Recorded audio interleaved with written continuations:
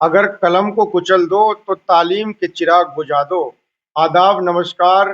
BSR news Hindi में आपका स्वागत है। मैं हूं दानिश अब्बासी। क्या भारत में गरीब, मजलूमों और अकलियतों के बच्चों के हाथों में डिग्रियां थमाना इतना बड़ा गुनाह बन चुका है कि पूरी राज्य मशीनरी, केंद्रीय एजेंसी एक यूनिवर्सिटी को जमी दोष करने पर आमदा हैं। जी हाँ, हम बात कर रहे हैं उत्तर प्रदेश के रामपुर में स्थित मोहम्मद अली जौहर यूनिवर्सिटी की। वही यूनिवर्सिटी जिसे यूजीसी से पूरी कानूनी मान्यता हासिल है, जहां हजारों युवाओं का भविष्य संवर रहा है।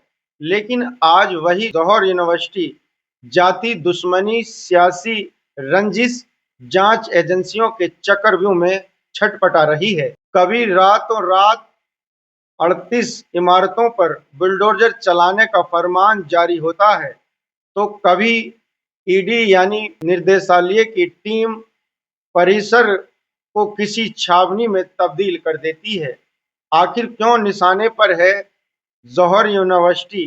क्या ये वाकई कानून की कार्रवाई है, या फिर शिक्षा के एक महान केंद्र को राजनीतिक बदले की आग में भस्म करने की एक सोची समझी साजिश?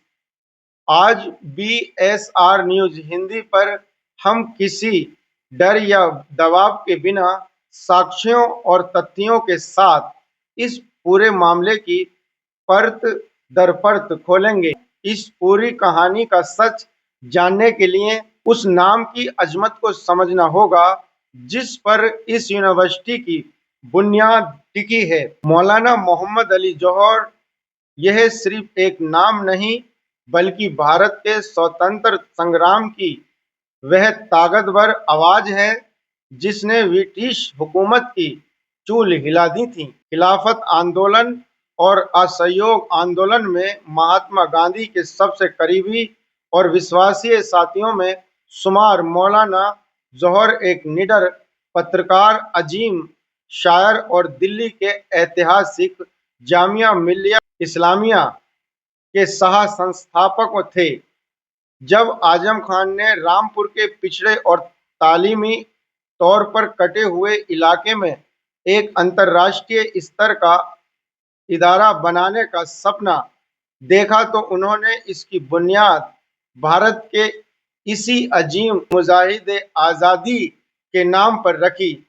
सन 2006 में उत्तर प्रदेश विधानसभा में बाकायदा बिल पास करके इस यूनिवर्सिटी की कानूनी स्थापना की गई।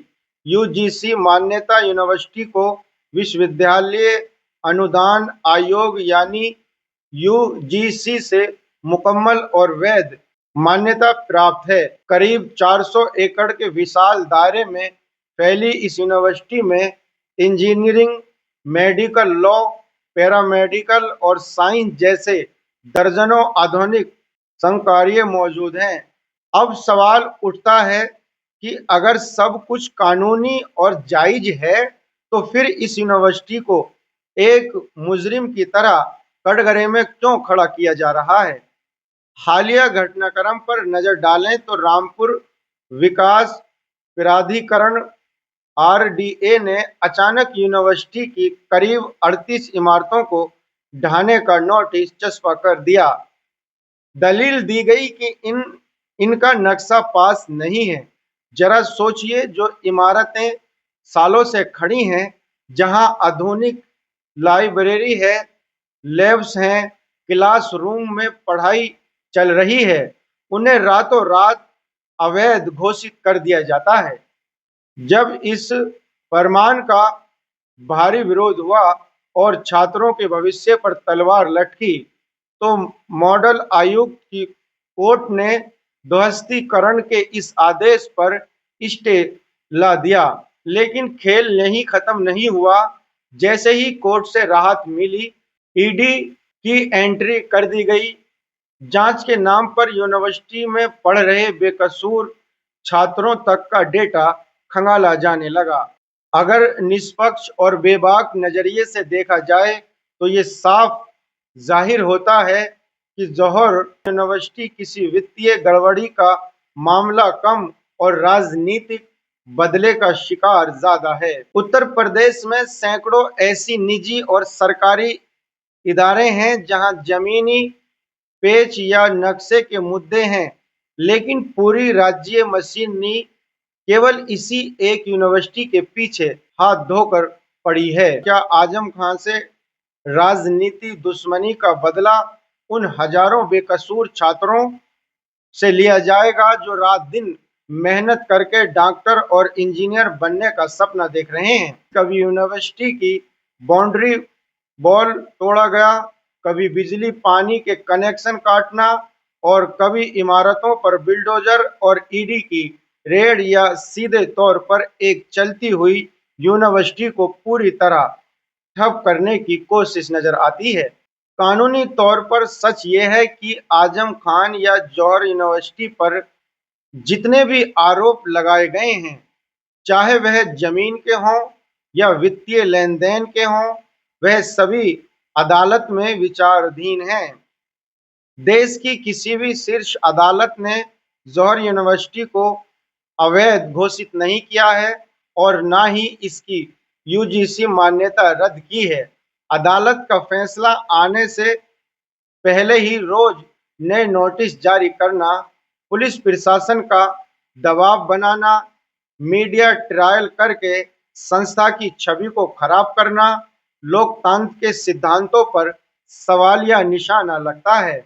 सच्चाई यह है कि इमारतें ईंट और गारे से बनती हैं, लेकिन शिक्षण संस्था युवाओं के सपनों और उम्मीदों से बनते हैं। जौहर यूनिवर्सिटी सिर्फ किसी एक नेता का प्रोजेक्ट नहीं, बल्कि यह उस पूरे इलाके की तालीम पहचान है। राजनीतिक लड़ाई चुनाव के मैदान में लड़नी चाहिए, लेकिन शिक्षा के किसी मंदिर को सियासत की भट्टी में झोंक देना बेहद अफसोसजनक है। फैसला अदालतों को करने दीजिए, लेकिन जांच की आड़ में एक पूरी यूनिवर्सिटी के वजूद को मिटाने की कोशिश पर सवाल उठना लाजमी है। आपकी इस पूरे मामले पर क्या राय है? क्या जौहर यूनिवर्सिटी के साथ ये कार्रवाई जायज है या सीधे तौर पर शिक्षा पर सियासत है? अपनी राय कमेंट सेक्शन में बेबाक होकर लिखें। मैं दानिश अब्बासी। अगर आपको हमारी ये बेबाक रिपोर्ट पसंद आई हो तो इसे शेयर करने और सच की आवाज को मजबूत करके BSR न्यूज हिंदी को सब्सक्राइब करना ना भूलें। जय हिंद,